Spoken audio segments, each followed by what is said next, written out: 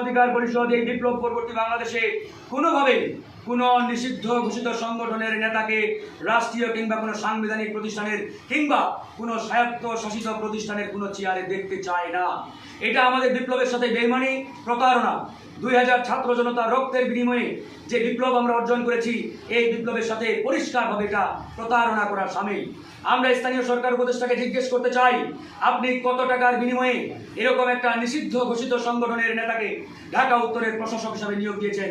এই প্রশ্নের উত্তর জনাব আসিফ মাহমুদ সজীব ভুইয়াকে দিতে হবে, যেহেতু তিনি এবং তার রেফারেন্সে, তার সুপারিশে এরকম নিষিদ্ধ সংগঠনের একজন নেতা ঢাকা উত্তর সিটি কর্পোরেশনের মতো গুরুত্বপূর্ণ একটি প্রতিষ্ঠানের প্রধানের দায়িত্ব পেয়েছেন কিংবা তাকে সেই চেয়ার দেওয়া হয়েছে।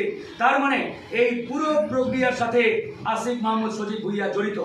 আমরা গণ অধিকার পরিষদ এর আগেও এই দুইজন ছাত্র প্রতিনিধির নামে তারা একটি নির্দিষ্ট দলের পারপাস সার্ভ করেন, জনাব আসিফ মাহমুদ এবং মাহফুজ আলম। তাই আমরা বলেছি, এই সরকার যদি কোনো নন পলিটিক্যাল সরকার হয়ে থাকে, অরাজনৈতিক সরকার হয়ে থাকে, তাহলে এরকম একটি অরাজনৈতিক সরকারে কোনোভাবেই কোনো অবস্থাতেই রাজনৈতিক দলের কোনো প্রতিনিধি